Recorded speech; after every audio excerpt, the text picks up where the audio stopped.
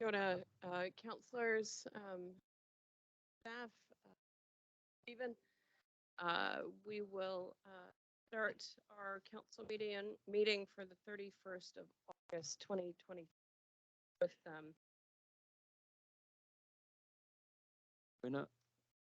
Whakataka tahau ki te uru, whakataka tahau ki te tonga, te makinikina ki uta, taratara ki tai, yaki ana te atakura, io he huka, he ho hu, he hei, Māori ora. Thank you, Mr. Chief Executive. Much appreciated. All right, fair full agenda today, counselors. We've got a number of items, but I'm hoping we can make our way efficiently through them. I think that we do have some externals presenting with regard to the regional theater, and so we'll get on to that as soon as they are in the room. I'm hoping that we can wrap this up by 1 o'clock today, setting an ambitious target. Have I got support? Fantastic.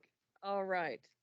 So we'll start with apologies. We have apologies from Councillor Nicol, Councillor Hodge.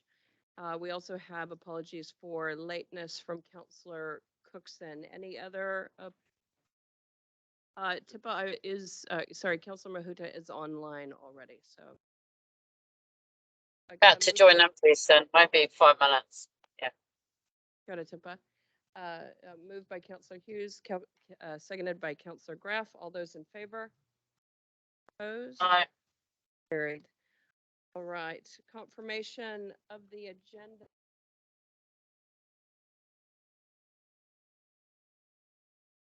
All right. So that's the agenda starting on page 2. Do I have a mover for that? Councillor Marr, and in second, and Councillor Strange. All those in favor? Opposed? Carried. Disclosures of interest. Any new disclosures or with regards to any agenda items? Oh. Right. So we'll go on to confirmation of the full minutes. So this is item 5.1 on page 6. Do I have a mover? Councillor Strange. Second, Councillor Graff. All those in favor? Opposed? Great. All right. We've got minutes of committees reporting to council. This is item 6, page 25 through to 99. We're taking these all in one motion. So these include the Strategy and Policy Committee, the CERC Committee, Hauraki Gulf Forum, Civil Defense, the CEDAM Joint Committee, Risk and Assurance, Future Proof Implementation Committee, the Waikato Raupatu River Trust and Regional Council Co-Governance Committee, and to Nehenehenui Joint Committee. That all decisions made under delegated authority be noted. Do I have a mover in that? Councillor Strange, second, and Councillor Clarkson. Those in favor? Opposed? Great. All right. Our next sets of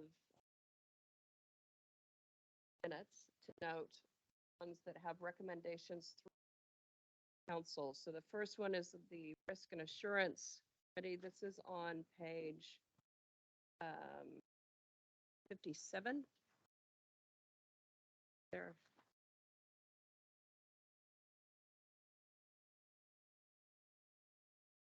This here. So this is the bottom of page 57.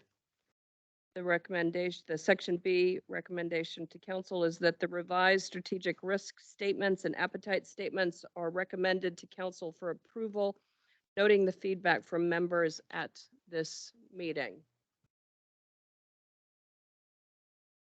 I got.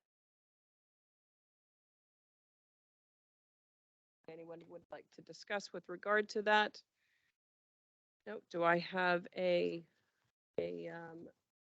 Councillor Hughes, would you like to move that as the deputy of that committee? I'm happy to second that. Those in favor? Opposed? Carried. The next one is on page 94. This is the Nehenehenui Joint Committee.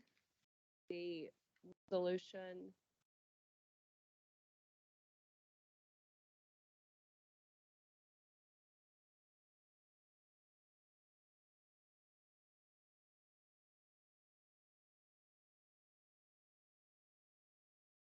Page 95.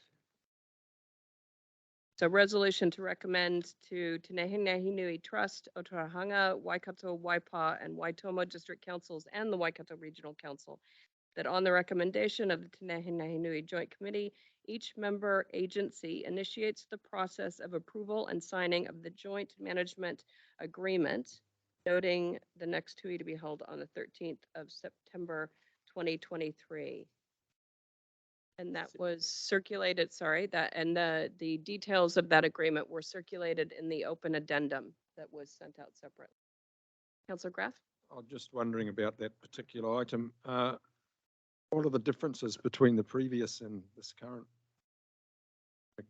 Is there any I updated? believe this is an initial agreement. Oh, So it's this is initial, is the it? first time Okay. that this agreement Okay. has been entered into. Be fair, that there's very little difference if I understand correctly. So the previous Ngāwai or Waipa Co-Governance Forum had the same member councils that we're approving today. That under the new settlement legislation, the Nehenehenui Joint Committee only had Otahanga ourselves and Waitomo District. So what we're doing is effectively making an amendment to bring Waipa District Council and Waikato District Council. So to all intents and purposes, it's exactly the same as what we had. Great. Anything you else?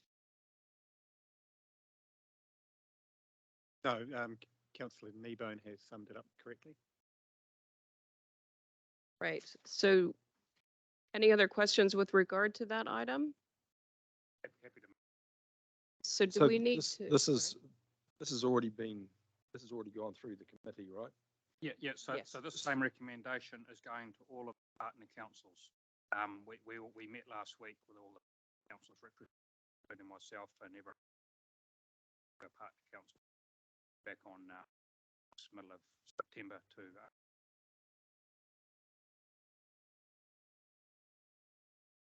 As part of the motion.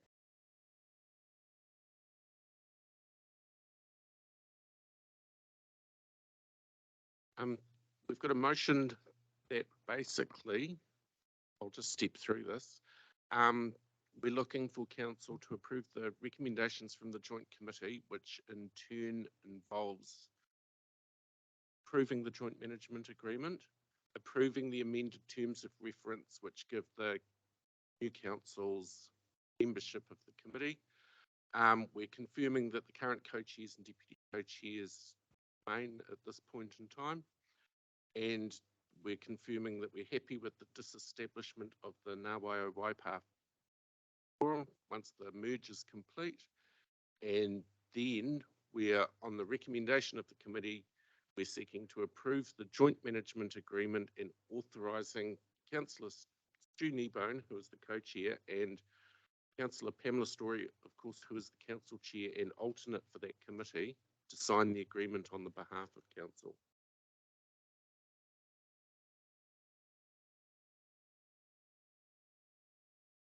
Yeah, Stu, would you like to move that? I'm happy to second that as the alternate to that. Did you want to make a comment? I think Noel's point is, if it involves you in the motion, are you in your best interest to move it?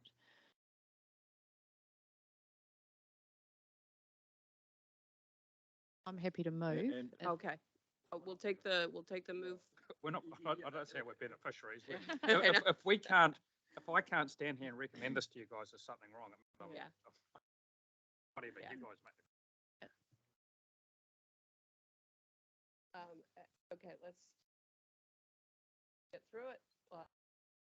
Councillor Strange, led by Councillor Smith. All those in favor? Opposed? Carried. All right, I don't believe we have our visitors to the regional theater in the room yet. Had them scheduled for- Right, because we're so efficient. All right, then we will, can we just? So we'll move to the, to item 7.2, which is the health and safety and well-being for June, July 2023. Stuart Brown. Speak to this, so we're on page 101.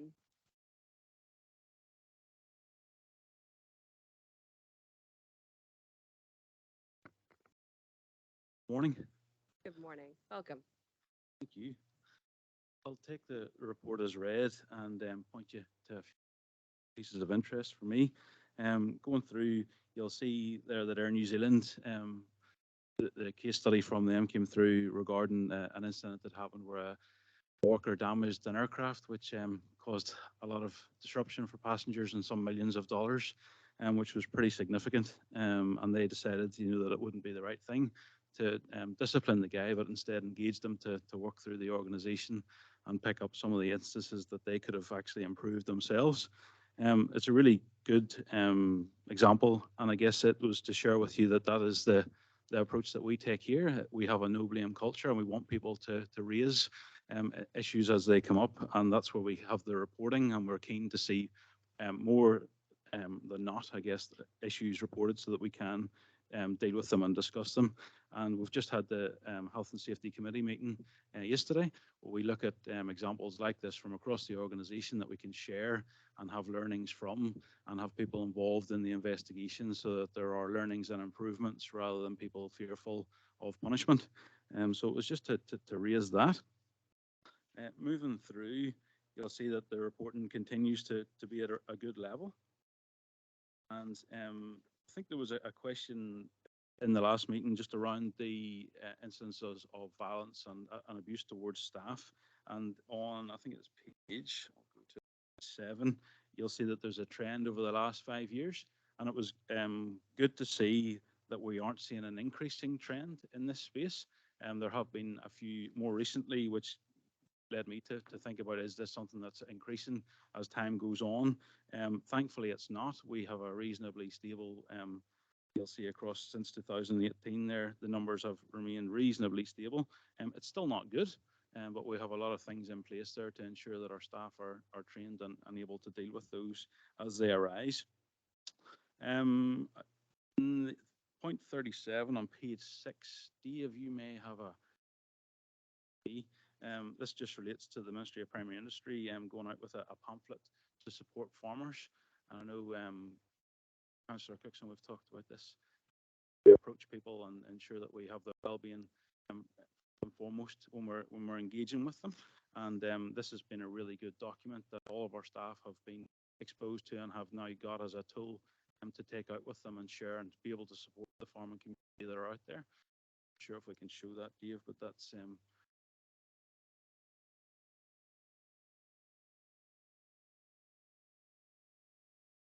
like. If you haven't seen that, I'm happy to get a copy to you. Sorry, are those, is that just a pamphlet that staff are carrying? Yeah, that's right. They have access to it and they can bring it. That's Might very be- comprehensive. Might be good to also distribute that to councillors if Certainly. they, on their request. So councillors, if you would like to have that made available to you to share with any. Yep. Great. Thank you very much. And on page 5, you'll see there the tier 1 and tier 2 leadership walkarounds. It's pretty well detailed in there. I went out with the maritime team. It was a real education for me of what the teams have to deal with out there. I arrived and I had asked for a realistic day in the life of a maritime officer, and I certainly got that.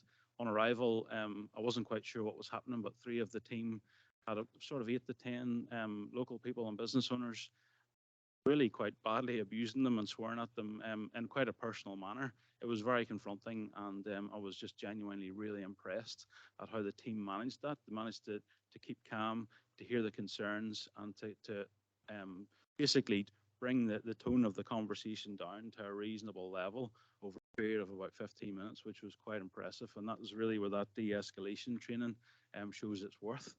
And from there, I guess there was a heightened state amongst the team, and they had to obviously go about then getting the large boat launched and all the health and safety precautions, as well as me out with them before inducted properly and stuff. They did a fantastic job.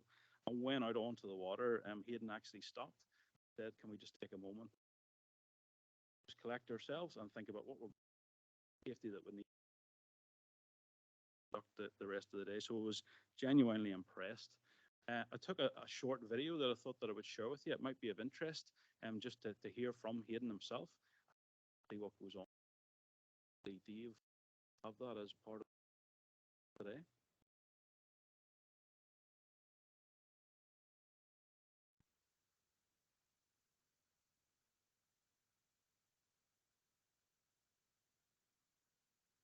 Guys, my name's Hayden Coburn and I'm a Deputy Regional Harbour Master as part of Maritime Services with the Waikato Regional Council. So the majority of our role is looking after navigation safety, looking after boaties on the water to ensure that they're safe, as well as maintaining infrastructure, so buoys, which signals to boaties where safe passages are, and also moorings and other infrastructure around the region of such. So today our task was coming to Thames, operating out of one of our assets, which is called Ko Whiriwhiri, and incorporating a number of our maritime officers to achieve a goal of maintaining the channel here. This channel has been of a hot debate by the locals here, as they have a lot of logs coming down the river here and affecting the navigation in and out of the marina here. So part of our role is to satisfy them by making sure that it is safe to enter and exit this river by the use of those nav aids. What we've done today is we've come down and we've met with the group and heard their concerns. They're very frustrated with the ongoing movement of the channel and their risks coming in and out. We've heard their frustrations, and we understand that it is very dangerous to exit the harbour knowing all well that there's logs underneath you, and that if you hit one of these logs, you're going to stop very suddenly, which could cause injury on board the vessel. So we're doing our absolute best to try and remove these risks and have this safe channel in operation so they can come and go. So after speaking with them, we've brought all the equipment with us to achieve the job. We're making sure everyone's safe on board launching our vessel. We brought a whole lot of gear with us today. We're using a HIAB to lift chain and weights, which are about 50 kilos, to put together all the buoys, using chain cutters and various bits of equipment, put it all together and get those bits of infrastructure in the water. It is a commercial vessel, so we just need to make sure that we are safe on board and that any passengers on board are well inducted into the vessel, know about all their safety equipment on board, the EPIRBs, the fire extinguishers, the flares, all our different bits of communication should something go wrong. So dealing with frustrations of the public, we then come into play and have to switch on and make sure that we're safe on board the boat while we're trying to achieve a good result for them. I feel we've done that today. We've gone out, we've made sure that the channel is safe. We've moved the channel around the logs and made sure there's a few lights there so people can see that when they're coming and going at night. It's been a great day. The rain's come in now. Sometimes it's a dirty place to work, but it's a good gig. Thank you. Fantastic. Thank you very much for sharing that. I think that's a really useful way for an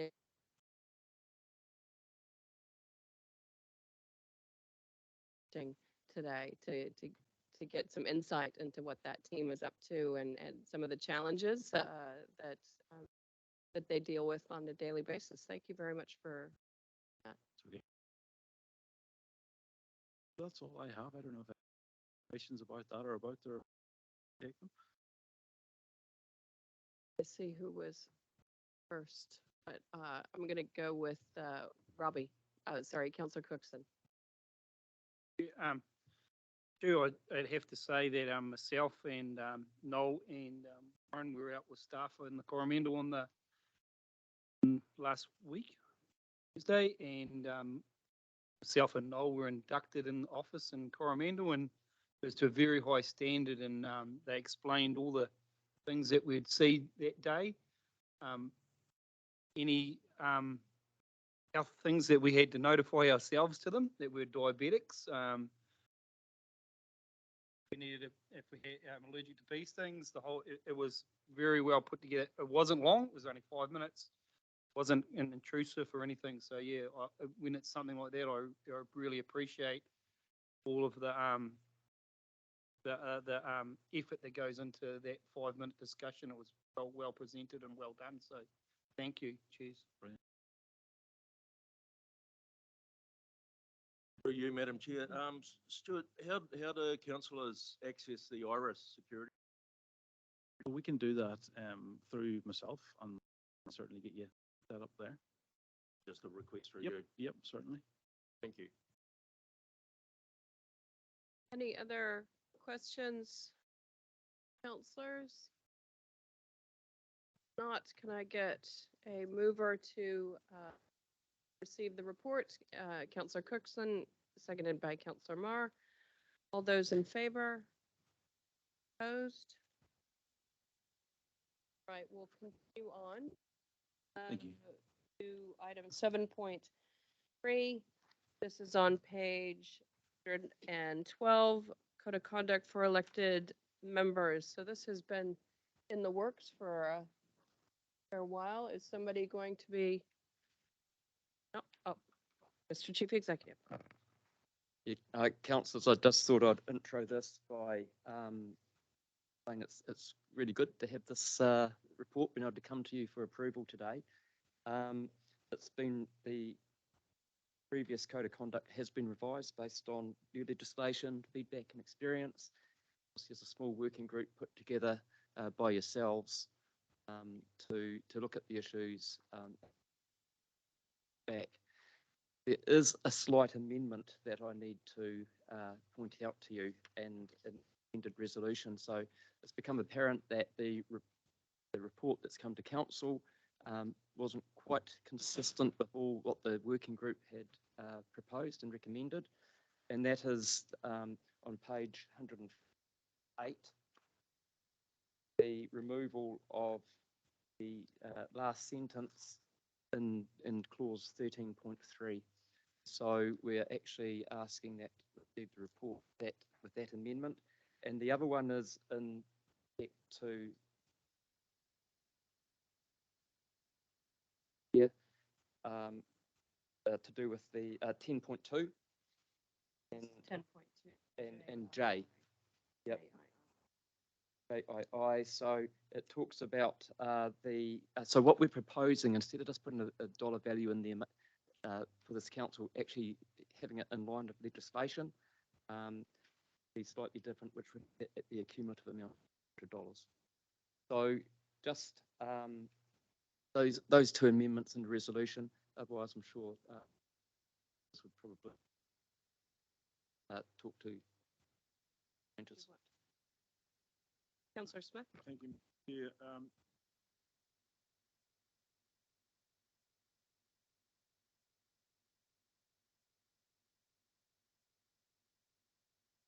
Need a second. So we've got a mover in Councillor Smith, a second in Councillor Strange. Any other comments or? Nope. All those in favor? Opposed? Carried. Welcome, Councillor Mahuta. All right, we will continue on now to item 7.4. This is on page 160. The Waikato Plan Leadership Committee disestablishment. we've got Director May joining us.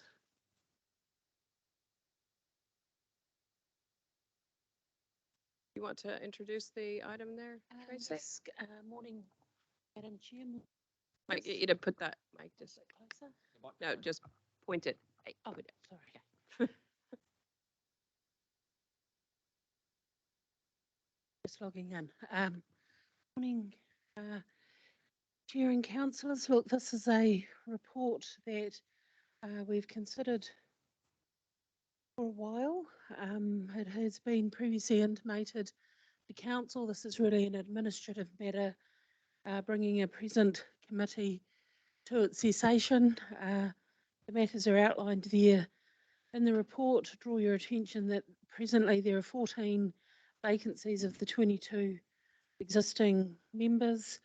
We've outlined what we have achieved to date, but really hopefully you will understand that the Waikato Plan Leadership Committee was a construct of its time.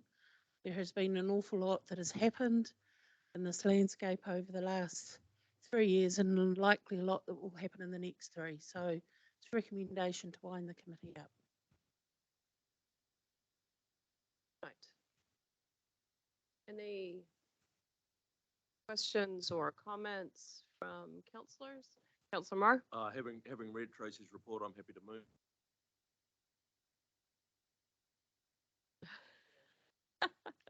All right, we have a mover in Councillor Marr, a second in Councillor Smith. All those in favor? Opposed? Carried. All right, I believe sorry. We have our guests who have joined us, so we're going to circle back now to, this is item 7.1 for councillors. This is on page 100. And we are joined by Ross Hargood, as I understand it. And I do see Gus in the back. G'day, Gus. All right, are we just setting up our technology? Okay. Would you like me to start with the introductions and a little? Sure, that would be That way, while they're fantastic. doing that, I can do this. Absolutely. Welcome. Thank you. So my name's Ross Hargood. I'm the chair of the Waikato Regional Property Trust and the chair of the Waikato Regional Theatre. Sorry, I'm chair of the Waikato Regional Property Trust and the operating company trust. So we have a that owns the land and buildings and one that's going to operate the theatre, which Gus is part of the operating company. I have apologies from Kelvin Eglinton. Kelvin was supposed to be here, but he can't make it. And so the next one online apparently. So with us today is Ken Williamson. Ken was the inaugural chair of Momentum, and he's now one of our trustees. And Gus is our new theatre manager. He recently minted and is getting things ready for the theatre when it will open in next year sometime. Quite sure of the day. So Do we have a vicinity? Are we talking about mid next year? Are we talking about next year. next year? Just leaving it nice and broad. I End like of that. end of next Risk year. management. End of next year. End of next year. Yep. Fantastic. And also we wanted to take this opportunity to acknowledge the 5 million that you have, the regional council has given us as part of the targeted rate for theatre. That's really good, and it's really good that it's spread out from the outlying areas as it comes further out you go. The less people pay because the opportunity to get to the theatre is not as great. So we really appreciate that, and we hope that those regions actually know that the theatre is theirs as well as people in Hamilton.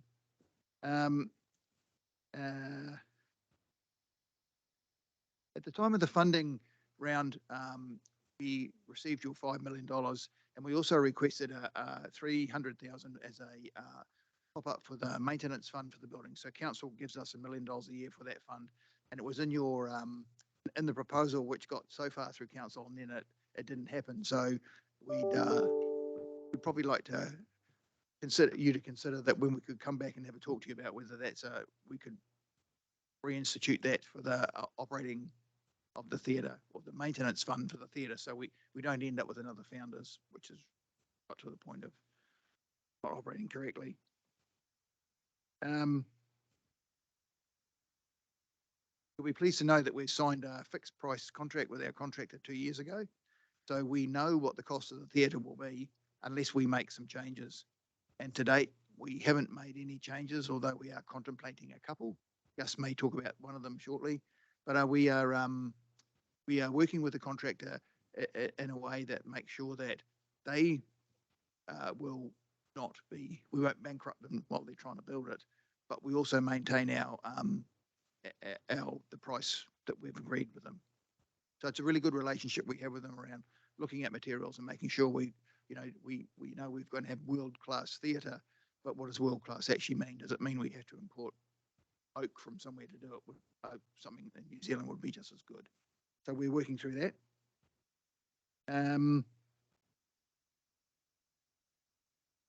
We've got a service level agreement with most of our donors, including yourselves. So there's 4 payments, of which we've received 3, thank you. And Gus will talk to you about the 4th payment that's due, and the certificate of occupation, which hopefully will be at the end of next year. I just thought you might be interested in a snapshot of the funders for the theatre, and these are rounded figures, so don't add them up and say you got more or less. These are rounded into big dollars. So 25 million from council, 15 million from Trust Waikato, Provincial Growth Fund 13 million, Regional Council 5 million, Lotteries 4, Regional Cultural and Heritage 3, private donors is about 15 million. And just as a little bit of interest, one of the donors, a single donor, has given us 2 million, and those donors live outside of Hamilton City in a small rural town. So it's pretty good that someone from has seen the benefit of a theatre, and both of them actually love theatre. So we're obviously we've got a seat with their names on it.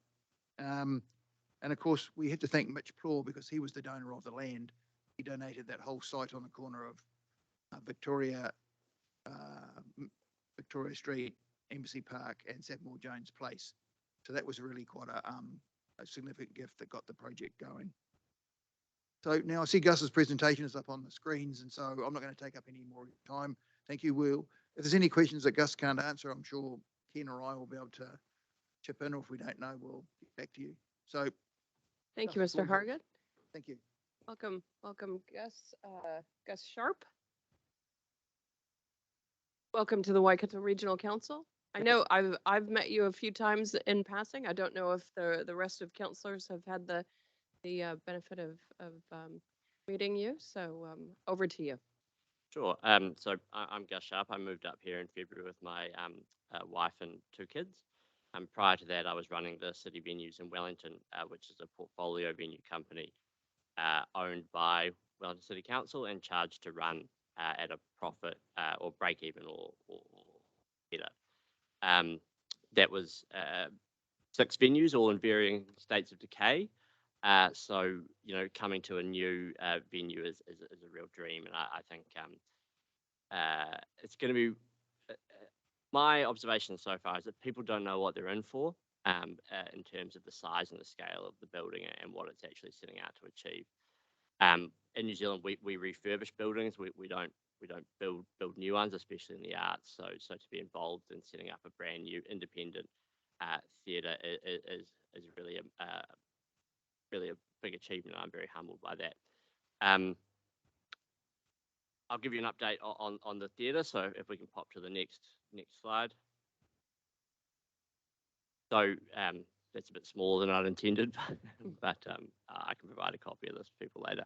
So recent milestones. I'll start with the big philosophical one. We agreed on our vision and mission, which is that we are energized by the life-giving Waikato River. We commit to excellence, champion community celebration and world-class performance that continually inspires and delights audience and artists. Now, that's not potentially quite as pithy as you might think, but that really, to me, encompasses the scope of what we're actually out there to do. We're out there to provide a high watermark for technical services, for technical excellence in terms of what a theatre can be, you know, in terms of the nerdery that's associated with the theatre, but we want to keep that open for community groups to use that and to experience that level of production and that level of facility, which, you know, most community groups are locked out of. We've recently done a price benchmarking piece of work, and we are significantly in advance of council-owned venues across the country in terms of discounts offered to community groups. Now, the big asterisk on that is that it depends on operational funding coming through. If it doesn't, then we'll have to take a more aggressive stance. But at the moment, everything's going to plan, so we should be able to keep it nice and affordable. The next thing that we've done that I'm really proud of is we've completed our first round of cultural integration consultation with mana whenua groups. So that is, you know, we've got this building, how do we make it represent the people in the place? So, you know, that is integrating geometric patterns and, you know, and innocuous things like carpet, as well as, you know, looking at looking at commissioned artwork, all of that sort of stuff that turns a building that could be almost anywhere into a unique representation of place. So that's really exciting for me. Construction-wise, which I know is what you know everybody's interested in, we're by and large on track. We've erected the structural steel, poured all the basement concrete. We've got more reinforcing steel than I think, you know, I've ever seen in one place. I think the building is 90% steel at this point. And we're moving on to the second composite floor, and I'll show you some photos later on where you can really start to see the outline of actually what it is and the scale. So that's what we've been up to lately. And if we go to the next slide, here's where we're going. So the next things that we're looking at are mainly in terms of firming up our operations. So ticketing provider, who's that going to be? Who's going to sell the tickets? Confirmation of technical services, which is exactly what lights are we buying, exactly what speakers, all that sort of stuff, and you know, make sure that we're ahead of, you know, because the building was spec'd in 2016, so, you know, let's make sure, you know, to what extent has technology moved on. So we're doing a review of that to make sure that we're still there. Next one is confirmation of a hospitality partner. So that's along the Victoria Street frontage. There's a restaurant and a bar, and you know, there's hospitality spaces in there. So we're talking to people in the market around the country about who's going in there, how they interact with the theatre, all that sort of thing. One of the big things for me that I want to make sure that we do in this point is make it clear that when people are using the venue for cultural reasons, if they have cultural significance attached to certain foods, that we're actually allowing them to bring that food in. We're not wrapping them up in a very restrictive contract with our hospitality supplier. So that's been put on the table right at the start to make sure that we're not running into problems later on. Branding and identity. Waikato Regional Theatre is a great name, but it doesn't roll off the tongue. So what are we actually going to call ourselves? How are we going to be perceived by the community? All that sort of stuff. And that's a pretty big piece of work. And the last one that's going to come up early next year is we're actually going to, once we've done the branding identity, once we've confirmed all those things, go out to the touring industry, whose cycles are about 18 months, to actually say, hey, we're here. This is what we are. This is what we look like. This is what we provide. And this is how much we cost. Start getting that calendar really filled up of touring stuff first, because they have the longer cycles, and then we'll narrow it down to national and then local after that, because they have shorter organising and production cycles. So that's where we're going. And the next slide. Challenges. They're all financial, shockingly. So the last 2 million of capital funding still outstanding. Securing operational funding, we're working with a number of partners to put together a runway for the first 3 years that will allow us to launch strong. What we know, and I opened the St. James and Wellington, is that starting strong just gives you a big push of momentum as the rock's rolling downhill, and you start to see audiences fill up faster if their favourite acts are playing in the first 6 months. My sort of yardstick for a good launch. A launch is not a single night. A launch is 6 months, and it's getting all sort of segments of the community through that venue within 6 months. Because what we know from market research in Wellington is that if somebody hasn't visited a venue for 6 months, the odds of them coming back drop off significantly. So it's important to get people up there while the blood is up, and while people are really excited about a new building. So that's what the operational funding is mainly for. Once we get up and running on an operational basis, we can probably wash our face, you know, touch wood. but it's getting everything up and going that we're looking for at the moment. And the last one is securing funding for cultural integration work. So we can do a certain level of cultural integration based on infusion into building materials. So that's carpet, that's etching on the wall, much like this beautiful room. But if we're talking about commissioning sculptural works or pose or wahara or something similar, then that we need to find funding for. So yeah, all financial. And the next slide. So I thought I'd take you through the building because I love the building and it's really interesting to me. So this is what we call the stalls level. And if you remember Founders was just this level. So it didn't have balcony and ceiling. So this is the stalls. You can see the size of the stage. The square in the middle is the trap room. That's where if you ever see people disappear off stage, they're falling onto a bunch of foam underneath that square. That you can see the boardwalk, that's Riverside, and you can see the green rooms over on the left, as well as the lobby on the right. Now this level is actually underneath Victoria Street. It's not street level, which gives us unique thermal and acoustic properties, which is really, really cool. Next slide, please. This is the Victoria Street frontage. So the left upper is Victoria Street, and the right lower is obviously the river. So you can see where the restaurant and hospitality areas are on Victoria Street. Then we've got the balcony, which is about 350 seats. Sorry, the circle is about 350 seats, and further green rooms, and this is mainly where people are going to walk into the venue. And next slide, please. And this is what we call the gods, or the balcony, because you're seated up high with the gods, is where that comes from. And this is the second floor of the heritage building, and this is where we have a multi-purpose room which can be used for various different things. There's hospitality areas, there's a sponsors lounge, private hosting lounge, stuff like that as well. And this is where there's also a proposed art gallery along that Victoria Street frontage. And I think the next slide is, yeah, I just quite like how these images build on each other. It's like those books when you were kids. Next slide, please. Yes, next slide. Sorry, normally I tap through them. And this is a cross section of the building. So you can see the 3 floors. You can see we've got plenty of storage underneath the stalls, which is great. You can also see the height of what we call the fly tower above the stage. And that's where all of our technical gear is hoisted when it's not in use. And if you ever see scenery changes, it's going up and down like that. So it's a series of counterweighted pulleys and systems. And there's a very talented group of people called flymen or fly people.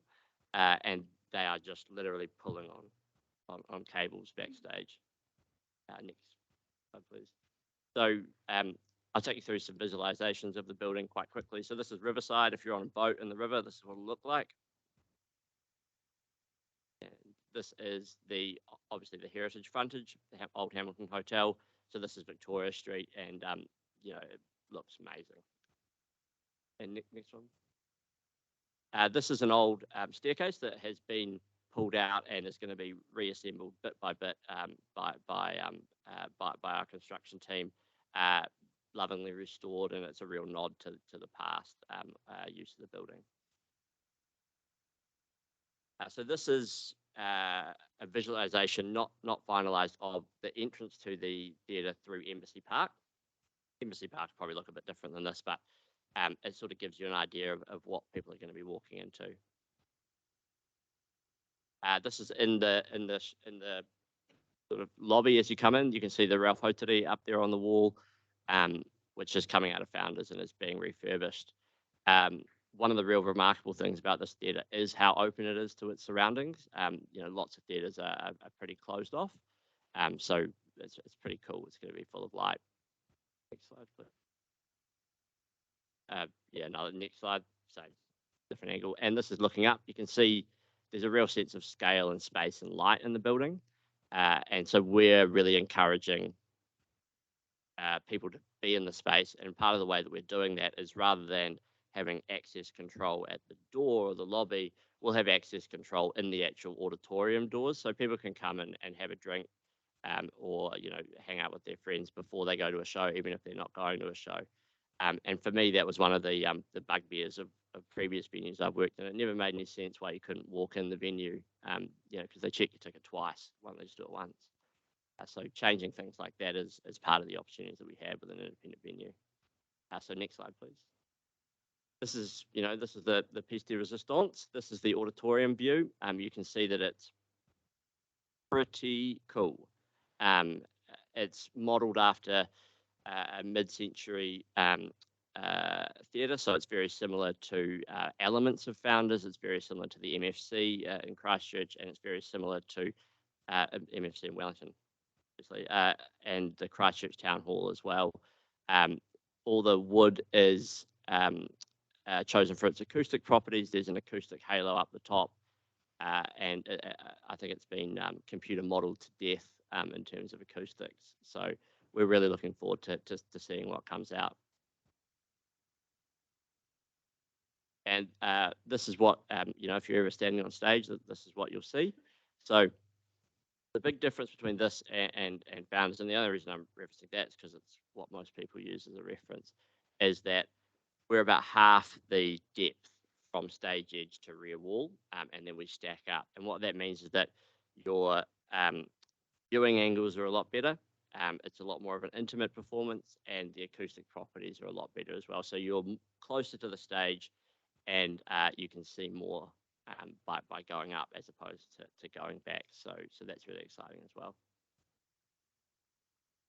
And here are some recent construction pictures. So that curve in the center there, that demarcates the orchestra pit from the stalls. I know it looks all a bit busy, but I can see a theatre over the top of it. Yeah, yeah. So behind that is all stage, in front of that is all audience. And what you can see there is it's pretty much equal, which is really, as I said, that's a result of the stacking of the levels. And what that means is that we can accommodate big shows, we can accommodate you know, much bigger shows than what we're seeing currently, because shows are getting bigger, they're also getting heavier. So our roof is a lot more sturdy than many others as well. And what that means is that if we can accommodate the high watermark of heavy, big shows, then we can get those shows because they don't have to be redesigned for our theatre. And if they don't have to be redesigned, there's no extra cost in coming here, aside from, you know, logistics, which is actually a big deal. So where we're going for, and it might seem like overkill, but what we're trying to do is say, we are up there with the rest of the cities and regions in terms of our facilities. And there's no reason that you can't bring the show here, and we have the audiences that want to see it. So that's really where we're getting to, is removing barriers that lazy promoters and lazy producers are used to say, nah, we're not going to bother. And that's really what my job is convincing people to try it once, and as long as the audience is there, they're going to do it again. So it's, like I said, it's about getting momentum right out of the starting blocks. And there's some more construction photos as well. That's from Riverside. You can really see how deep it goes into the riverbank as well. And like I said, there's acoustic and thermal benefits to that as well. And yeah, there's the frontage. I think there's more steel in there than there is in many buildings, to be honest, holding it up. And it survived a cyclone and an earthquake so far, so hopefully it'll keep staying up. I think that's basically it in terms of pictures. So yeah, you know, I think, as I said, the big challenges for us are financial. One of the things that we are seeing at the moment is that companies are tightening their belts, donors are tightening their belts. That's not unexpected.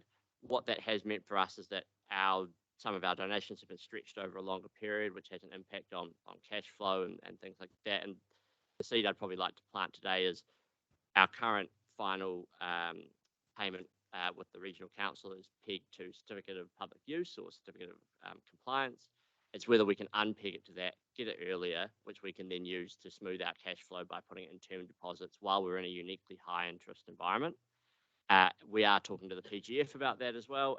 They've said that they put a paper up recommending that. It is election time. Whether or not that paper will get looked at prior to the election is up for debate. But we're going out to a lot of our funders and saying, look, if we can front load our payments, it's going to help us on the back end as well. So we'll approach council formally about that, but just wanted to mention it so you didn't think I showed up here and didn't say anything. Any questions about the building, progress, operational model? That? Councillor Kneebone. Yeah, no, thanks for coming in. Appreciate the update. Quick, easy question and maybe another harder one. Are you going to be able to see the river from up in the Clear type area? Yeah.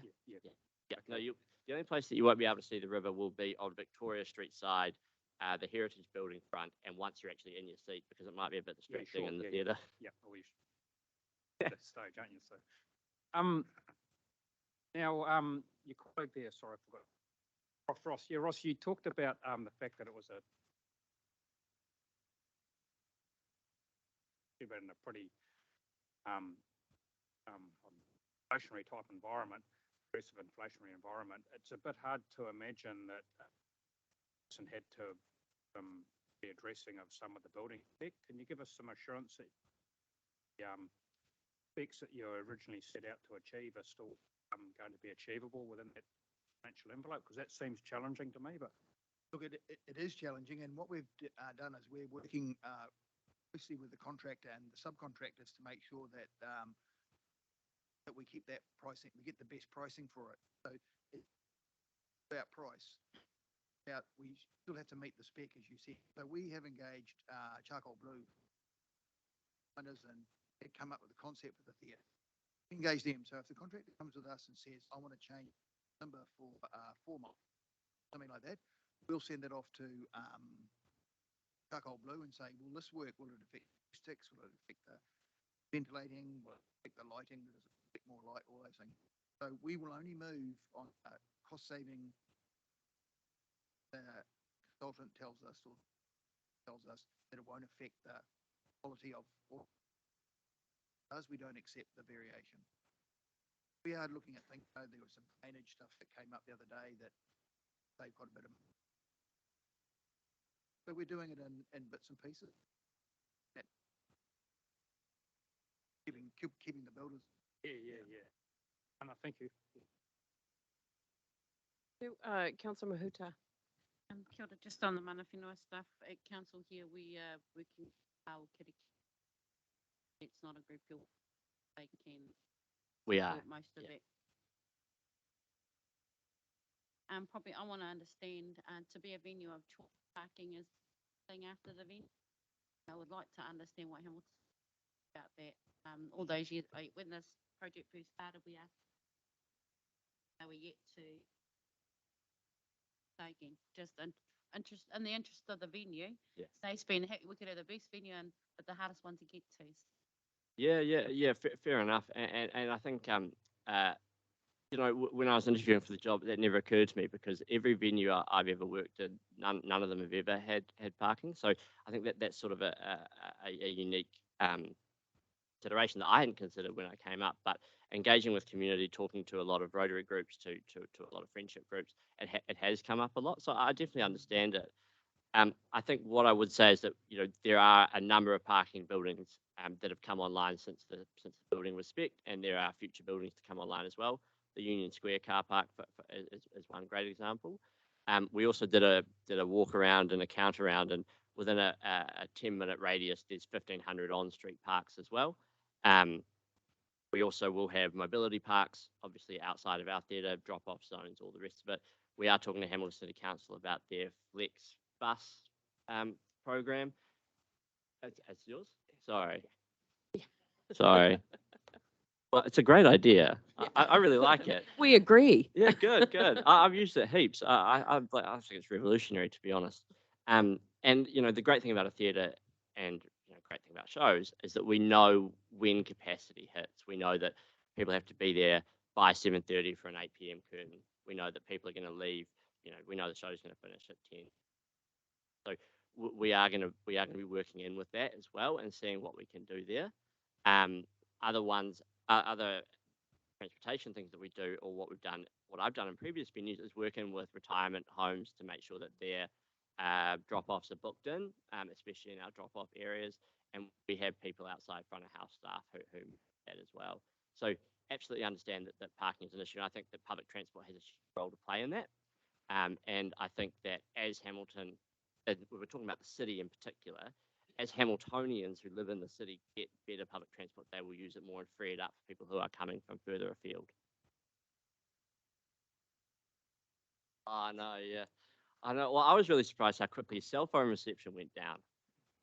But we don't have quite enough people to swamp the towers. Councillor Smith.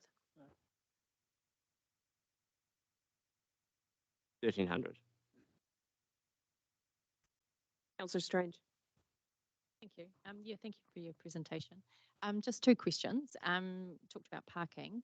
Can you just give us an update on the pedestrian bridge? I don't know much about that, if I'm honest. So I work for the Waikato Theatre Operating Company, and as far as I understand it, that project is with Momentum, who are sort of not me. So I don't know much about it, but I think it's a really cool idea. My second question would be on your funding. You haven't managed to secure any naming rights sponsors. Is No. that in the pipeline? Or? We're still actively approaching. We've hit up all the big three-letter firms and three-letter banks and all that. There's just not much interest in the current environment, and some of the feedback we've felt is that it wouldn't look good in a time of belt tightening to be doing that. So we're still investigating. What we are doing as an aside is thinking about how could we get the community involved in naming the theatre? How could we have innovative approaches to that? But in terms of it turning into the ExxonMobil theatre, I don't think there's a huge amount of interest out there in the market. But we are, of course, chasing down every lead. Great, thank you for that. I suppose I'd just like to follow up on the public transport aspect of it.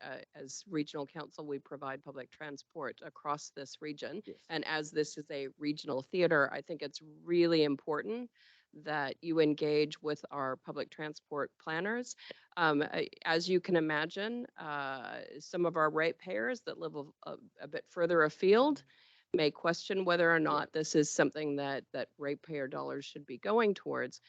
To help us with that conversation, I think if we work in with our public transport system, that's going to enable people from further afield to effectively and efficiently engage with what you have on offer. And I think that that's a really important conversation to have, particularly if you even consider that we have a train between Auckland and Hamilton. We have utilized that train for other types of events.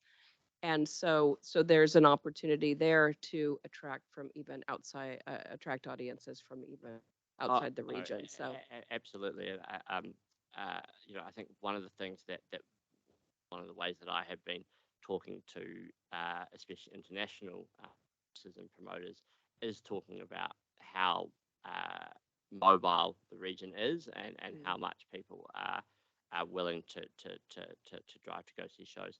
I mean, my as I said before, my yardstick is about what can we bring into the region that is not coming here. It's not about sucking stuff up from other venues and just amalgamating it all. It's about what new things. How do we get audiences from Auckland? How do we get audiences from further afield? Because we've got the same shows as Auckland, but we've got it in a better venue, and you can do other stuff around it. yeah, and I've seen in other places where, as part of the ticket price, it includes public transport as a way of getting people to and from the venue effectively. So encourage you to have those conversations sooner rather than later, so that we can so that everybody can incorporate it in any planning that needs to happen ahead of that. Councillor Cookson. My question would just be getting the youth to use it in the future, because I just spent a weekend in Auckland at the New Zealand Choir Championships at the Auckland Town Hall. 750 students singing from all around New Zealand in a very small venue that wasn't adequate for.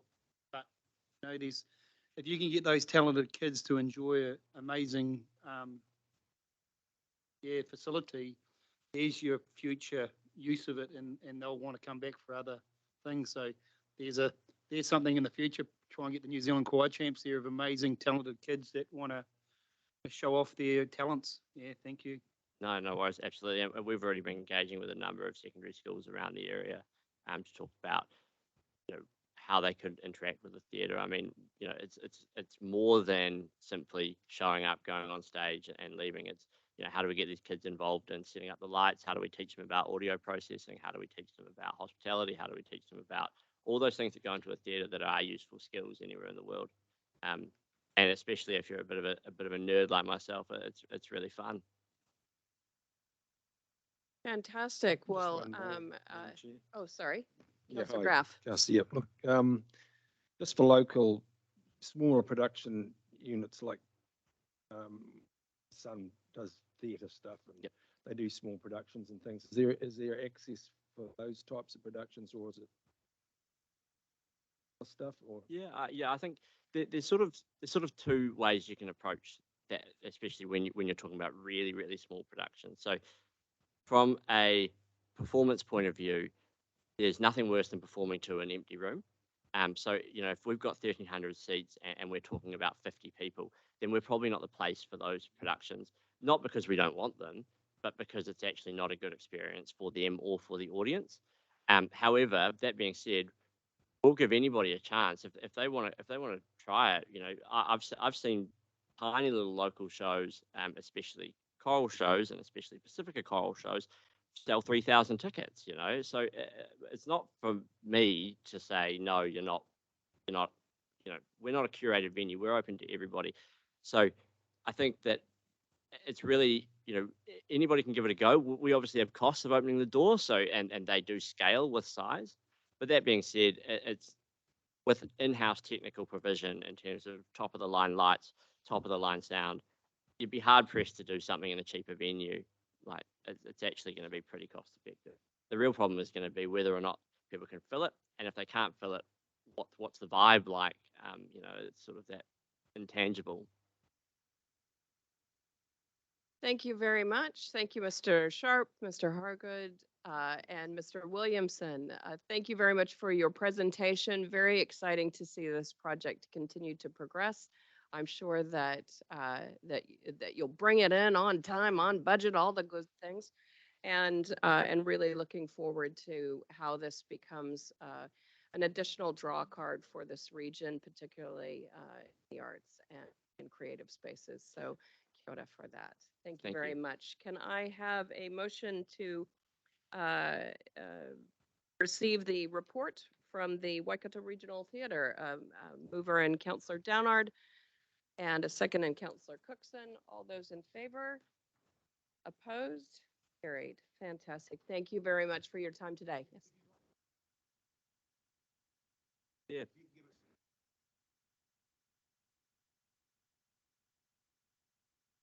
I think that would be The really scale, beneficial. Yeah, that'd be great.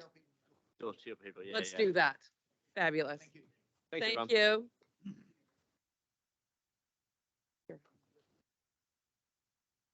All right.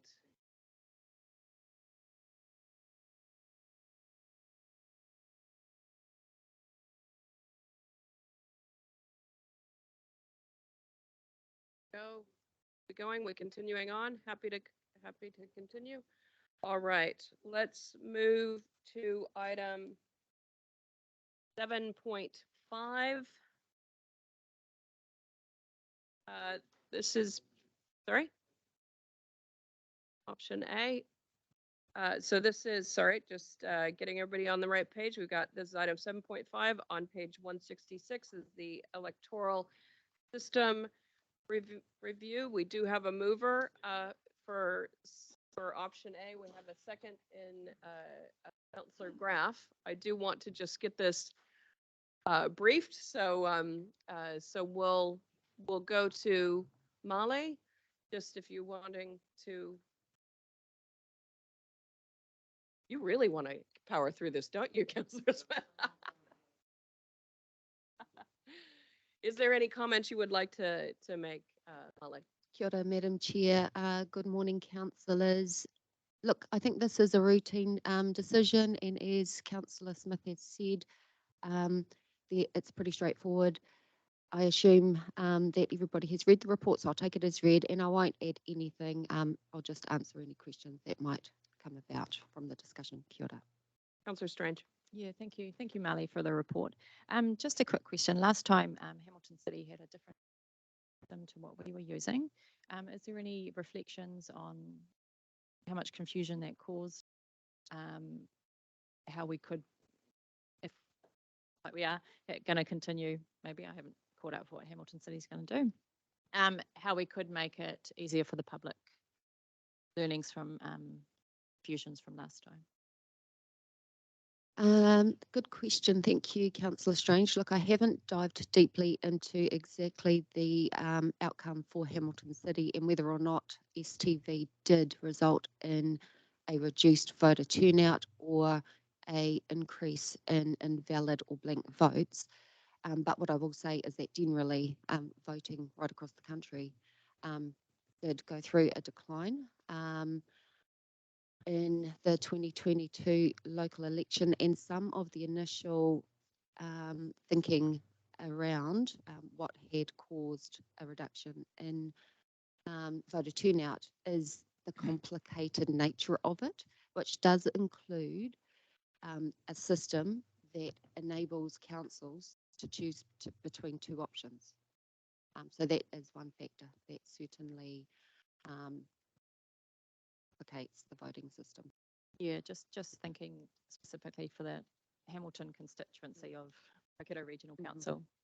Yeah, so those ratepayers, two different systems within the same election. Yeah, that's correct. All councils will be turning their mind to their voting system, and there's certainly an ability for councils to change between the two systems.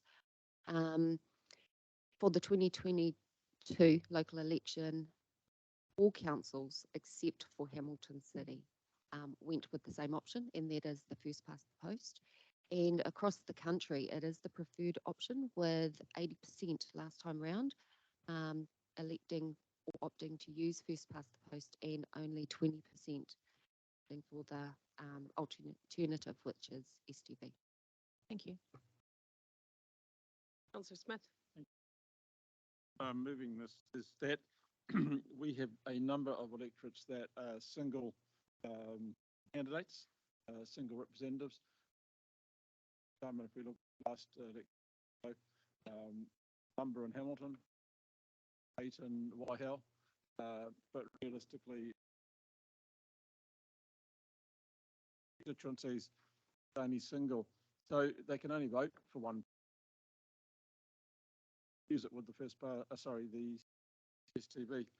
I always thought that when the district health board made it a little bit less confusing for people, but the reality, it didn't change the numbers voting constantly percentage-wise.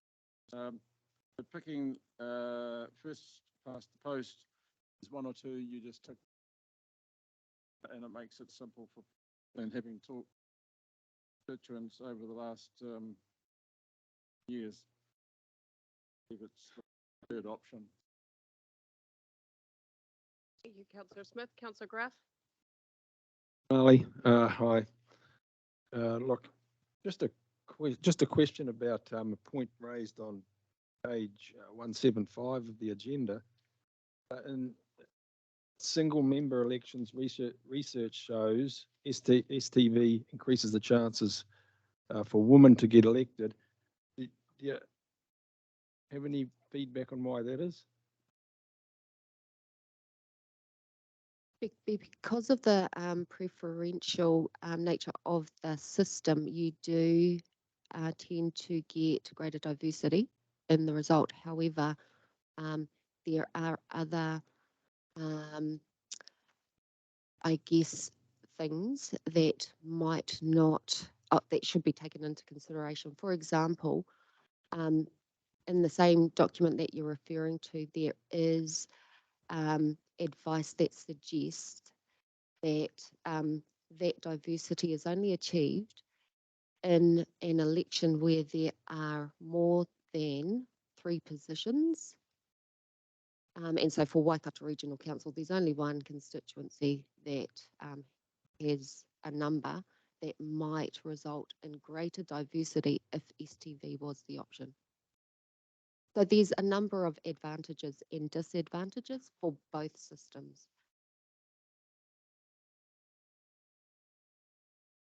All right, so if there's no other questions, we have a mover and seconder for receiving the report and retaining the status quo and continuing to use the first past the post electoral system. All those in favor? Opposed? All right, we will now go on to item 7.6. This is on page 182 of your agendas. This is the representation review for Māori constituencies. Molly, would you like to? Thank you. I will make a couple of comments on this one, if I may, Madam Chair. Like the previous item, this one is related to our local elections. We are required to undertake a representation review every 6 years. And so we are about to kick off that process. And the 2 initial steps in a representation review include looking at your electoral system and considering Māori representation. This council, Waikato Regional Council, initially established Māori representation in 2011, which took effect for 2 terms. It then reconsidered the matter in 2017 when it undertook its next representation review, and at that time extended the provision for a further 2 terms. And so Māori constituencies have been in place here at Waikato Regional Council for more than a decade. Historical poll provisions, though, had prevented other councils establishing Māori representation. However, in 2021, amendments to the Local Electoral Act removed those poll provisions, and since we have seen a significant increase in the number of councils that are now include Māori representation in their arrangements, and so that increase has gone from 3 to 35. And given that we are about to kick off another round of representation arrangements review, this number is likely to increase. And it is reflective of the increasing view that Māori voices within local government is valued and valuable. So turning then to the decision that Council is being asked to make today, there are 2 options. One, either to retain the status quo and continue with Māori constituency, or to disestablish those.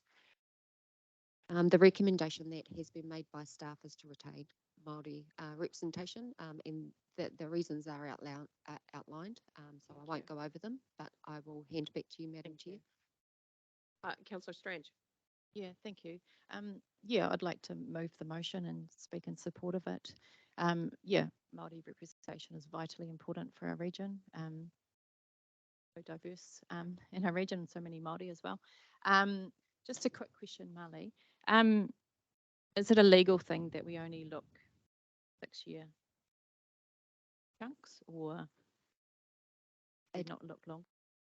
Good question, thank you. It is a legal requirement for council to revisit its arrangements at least every 6 years, so at a minimum, but it can be looked at sooner than that. So we are looking at this as a minimum 6, because it has been 6 years. We undertook our last representation review. I'm curious about your question, and that is because Waikato Regional Council is the only council in the country that has had to revisit the establishment of Māori representation because of the period of time that we've had it in place. Most others have only introduced Māori representation in 2022, and Wairoa Council introduced Māori representation the election before. That would have been 2019. And so, yes, we are the first council that has had to consider this after a period of it initially being introduced. The issue is known now because we have been through the process, and and it will become more apparent, I guess, as other councils too have to revisit this decision. And there are some proposed amendments to the Local Electoral Act to resolve this unique situation, because basically what it has highlighted is that no one ever envisioned that councils would introduce Māori. Yeah, I just think it's ridiculous that that we need to keep reviewing it. It's insulting. All right, sorry, Councillor Kneebound, was that a second? I've got Councillor Clarkson, Councillor Smith, and then Just wanted to second the motion. Thank you.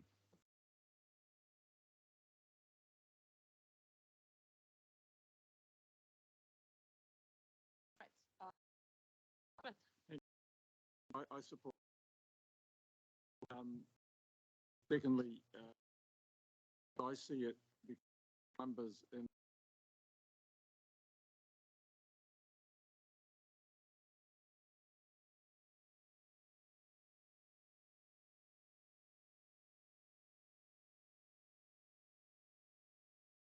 numbers lower than the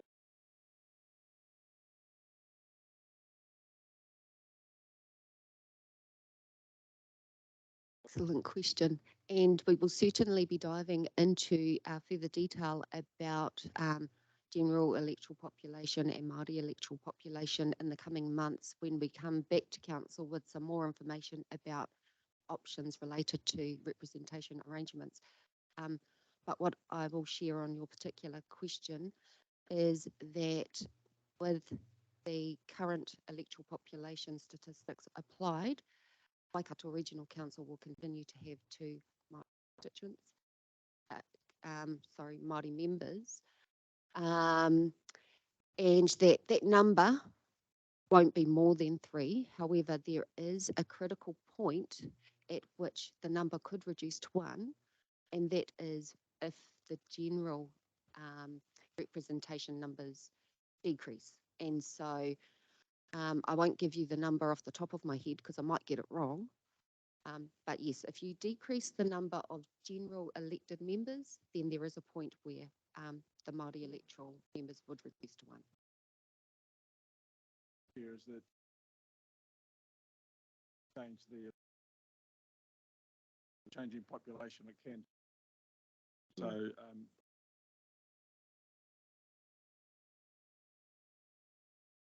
all right, so we've had 3 people who have, well, kind of people that have spoken in favor. Councillor Hughes? Yes, thanks, Madam Chair. I'm going to vote against it. As far as I'm concerned, it's not democratic. It's supposed to be a society. People elected based on ethnicity, race, not. Marley, just a couple of questions for you. Are we legally allowed to request a poll of constituents, whether they separate Maori seats or not under present legislation? And if not, it's likely that legislation will be changed at some stage in the next couple of years. Is it possible for us to see a term for this time and the poll becomes legal to do so? Thank you for your questions. The ability to undertake a poll of electors on this particular matter no longer exists. When the Local Electoral Act was amended in 2021, that was the specific provision that was removed. If legislation changes at some point in the future to reintroduce that provision, and assuming that other provisions that relate to the period of which, representation reviews must be undertaken, then it is possible that council could revisit this sooner than 6 years, so in a 3-year term. Answer to was move this, approve it for 3-year term, and if the legislation is changed, then we can go at the next election. Yes, that is possible, provided that that's a decision of council. Councillor Graf? Thank you. Yeah, look, I think this is an opportunity to move away from division and make a transition back to the a more democratic electoral process. So I'm opposed to the motion. Thanks. All right, we've had 4 speak in favor. We've had 2 against. Are you speaking in favor or Speaking against? for that, there is the only person. Councillor Correct. Mahuta. Have been here since this council bravely went about Māori wards, and that was to any move to have Māori wards done proactively because this council had no relationship. Double down on that, River Iwi had to go to Wellington to get a relationship with the home region. I would say if you thought that that situation is past, that this council is in great conversation with its iwi, then yeah, I'd probably agree with you that Māori views have been expressed here, but I don't think we're there yet. The other one about the democracy, 30,000 people in my constituency are able to vote for me on that, not that somehow less democracy because they happen to be I think that's an argument in Wellington. I would hope that while we have Māori wards, Māori constituent members are safe in this about their race-based, not be questioned about the democracy in here to represent for some 100+ years. I've had every argument under the sun put to why no one said that we haven't. So it's a bit about citizenship. Whakapapa. I have never. I don't know why. In the last 6-year review, I was asked what makes a Māori constituency.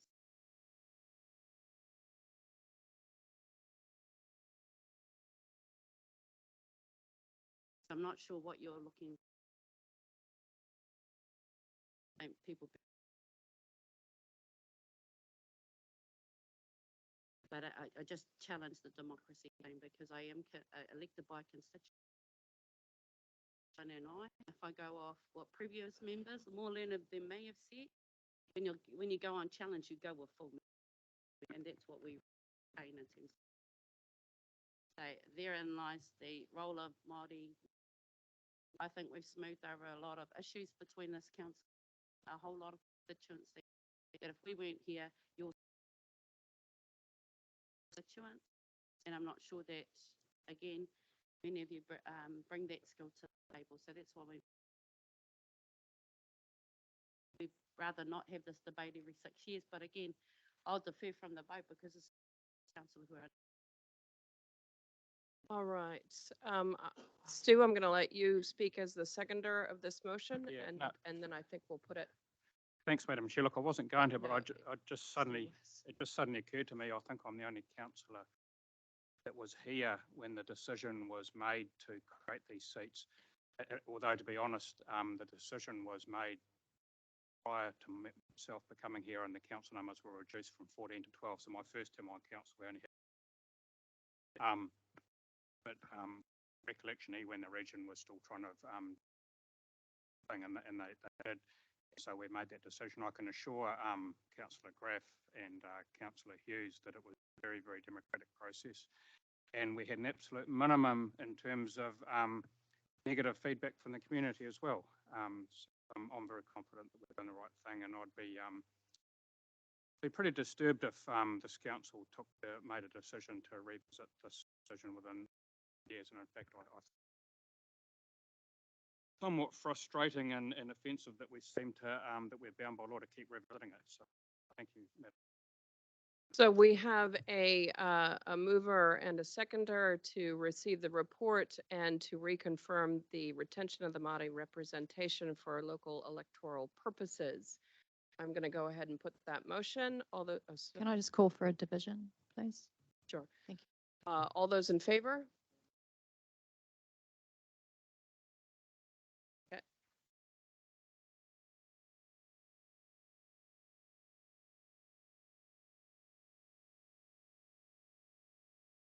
Understanding of the release in council chief. Or unless there is national direction that, yes. We're pretty to this council. My understanding. Righty, a division has been called. I'll call your names. Can you please indicate if you support, oppose, or abstain from the vote? Support. Councillor Clarkson. Councillor Cookson. Councillor Downard. Support.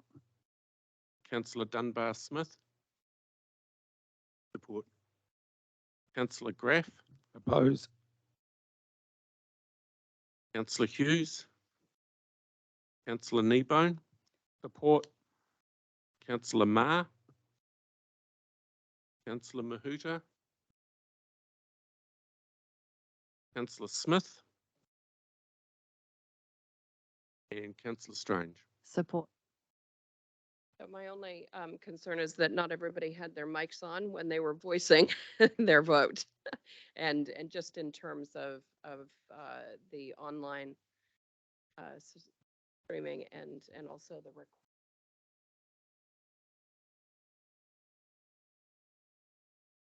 Dave, can you just?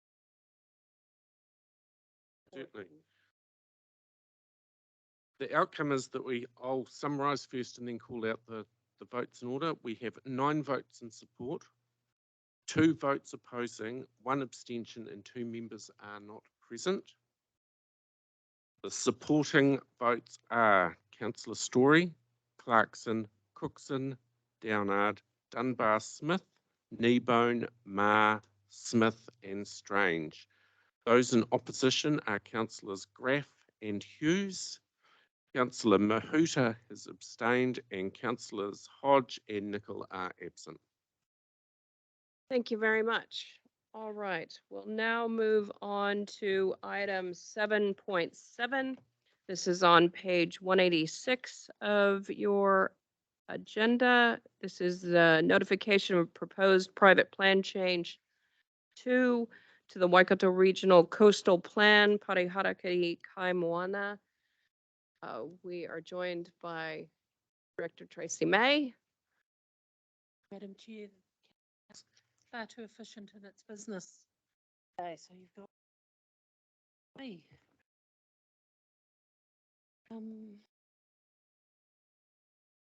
So Madam Chair, this is effectively an administrative matter. We had a private plan change in from Pare, Hauraki, Kaimoana in respect to an area that council had previously made it a decision on.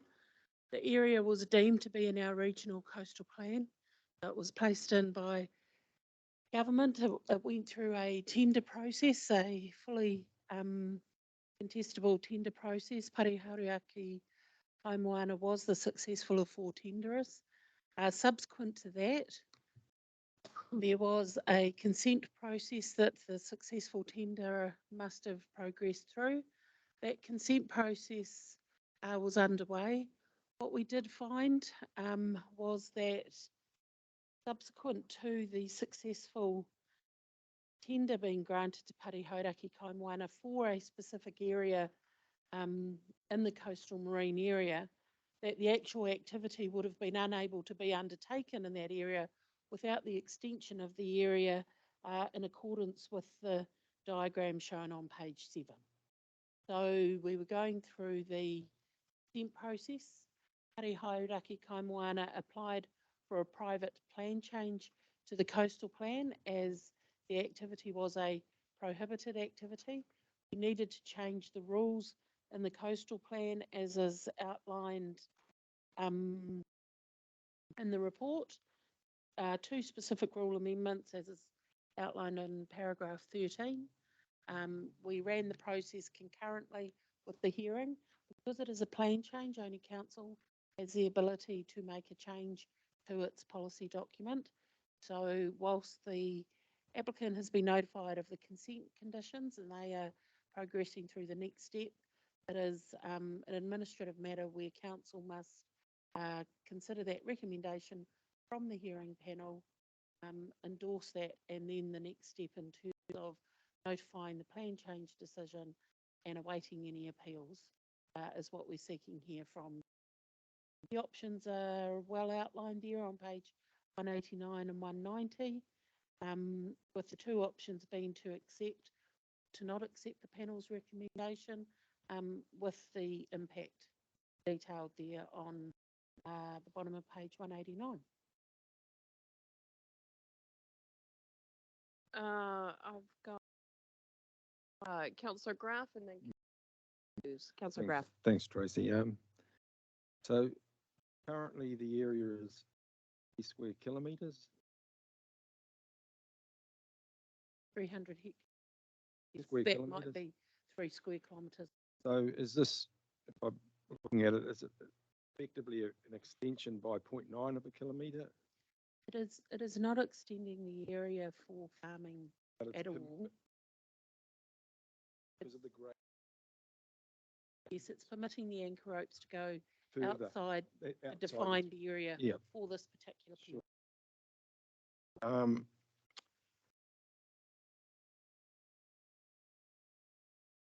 Is it only for, does it apply only to the applicant?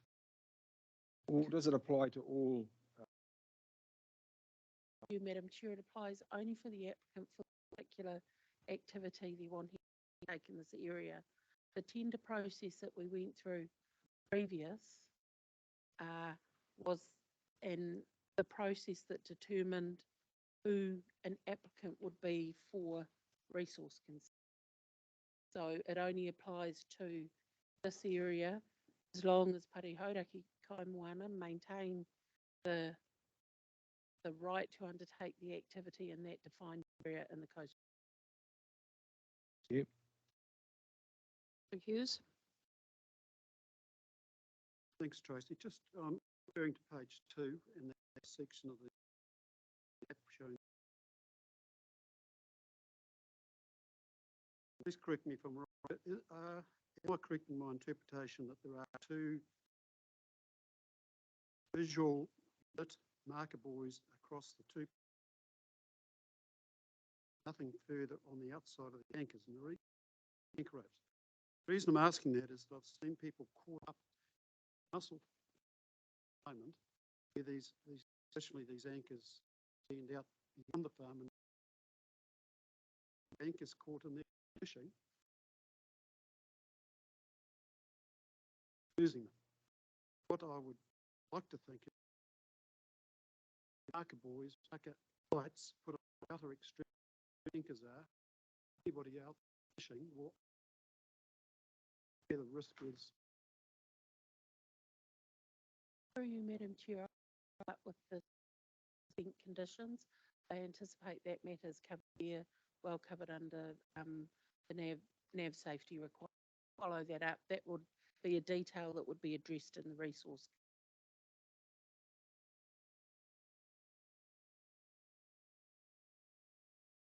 Smith. Thank you. I'm in support of this and I'll explain why. I have a real concern when councils don't delegate the decision making to the panel here's the matter. We sit here and we have not heard the evidence, not heard the testing of that evidence. So therefore, we are not in a position to question the decision of the commissioners. We, having appointed them, should accept the outlined here. And I think there should be no further issues. Do we support the commissioners, accept their decision? If so, yes. And to actually, I appreciate the questions and its understanding. So it's nothing about undoing it, but the issue is before us is, do we accept?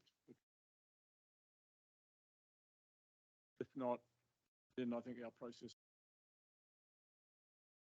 certainly a council to look at, giving the delegations to the commissioners who here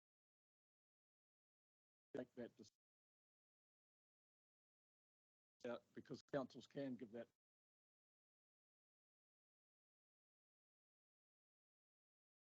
All right, I've got a mover in Councillor Smith and a second in Councillor Mahuta. Just so I'm clear, I believe we do delegate the decision, but that council itself has to choose to give effect to that decision. Is that correct? So this is part of the process we have to go through?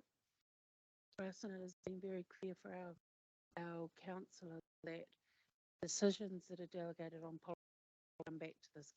So you are fully aware of what the decision is about. I take on board what Councillor Smith is saying in this regard is a minor matter, if there are such matters in terms of policy, a minor matter that perhaps we could have decided we'll just put it straight through. But my recommendation is that it is, when we give those delegations, it is a recommendation back to this council, taking on board exactly what Councillor Smith had said.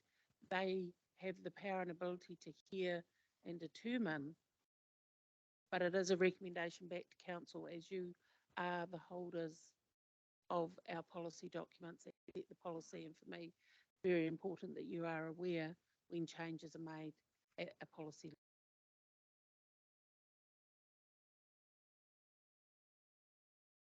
Delegate decision making, and we'll just come back for our, or we can delegate, hear it and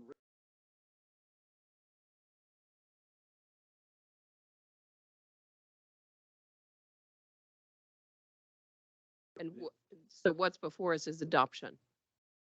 that means that we didn't give them the delegate. I'm just saying,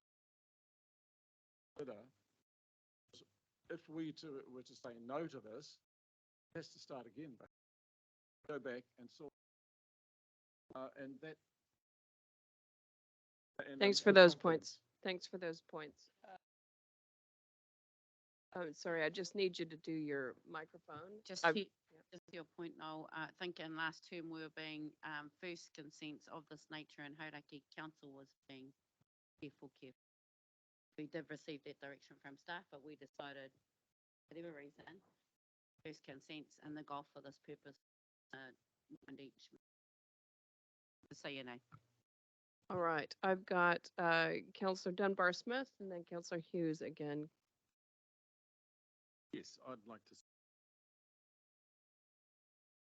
And aquaculture. And under the code.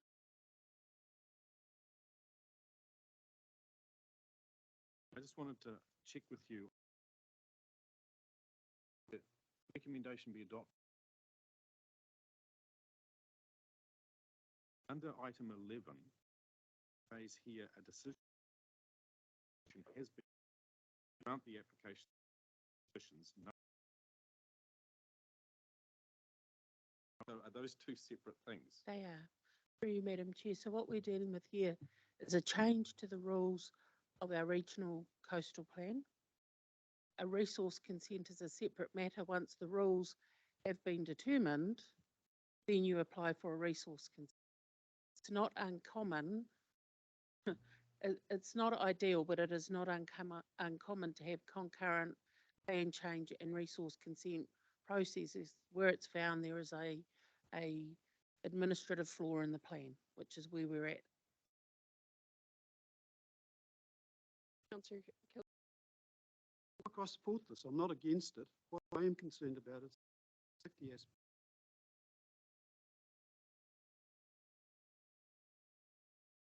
Commissioners have the existing structure, which is mussel farms, don't include safety features. Critical. Like for cities that maybe don't know. All I'm asking is, any way possible influence should be. So, Let's put on the so we've outside. got the undertaking from Director May to check those consent conditions and ensure that, Well, that we those safety will- matters. We can't ensure And that check. decision has been made. What I will do is find out and see how it was addressed. What I would like to say is the diagram on page 187 is indicative to help you understand the concept. I imagine not I imagine, there would have been far more comprehensive and detailed information lodged with the resource consent. What this diagram does is help us to convey to you why we need the plan change for the extra side pieces. Madam Chair. Yep. This may be indicative, but I'm going on practical experience. Yep, I'm fishing understand up here. I'm understand sure the our chief the executive safety issue. has experienced the same. Thank you. All right, Councillor Marr. Thank you. Through you, Madam Chair. Yeah, I'm in support of this motion. I identify that it's relative to the finfish farm that has through. It allows them to use as much of that area as possible. Practical wise, I think those items that Councillor Hughes is raising can be dealt with in navigation safety, etc. And I don't think it's an issue around this proposed plan change. All right, so we have a mover and Councillor Smith, a seconder and Councillor Mahuta. All those in favor? Opposed? Carried. Fantastic. Thank you. Okay, we are now Madam going Chair, to move. Sorry. could I just have an abstention recorded course. because of a connection to one of the submitters? Thank you. We'll record that Councillor that vote. All right, we're now going to go, continue to power through, people, to item 7.8. This is on page 218 of your agenda. This is the appointment of the regional on-scene commander. And we have, I believe, Greg, are you, sorry, Director Ryan? Or, oh, we've got a mover and Councillor Mahuta. And a second and Councillor Dunbar Smith. Was there any questions or points of clarification from councillors? Nope. All those in favor? Anybody opposed? Yeah, take a seat. Motion carried. All right. Thank you very much, councillors. That brings us to the conclusion of our public items. The addendum, we did that for the Nehenehenui signatures or agreement signatures. So that again has brought us to the end of our public portion of our meeting today.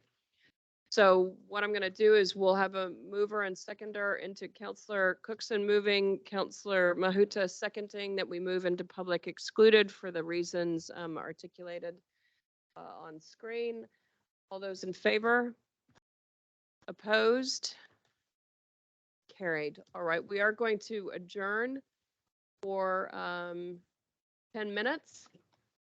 What? Oh, yeah, we're going to adjourn for 10 minutes and then come back for our next set of items. Thank you, everybody.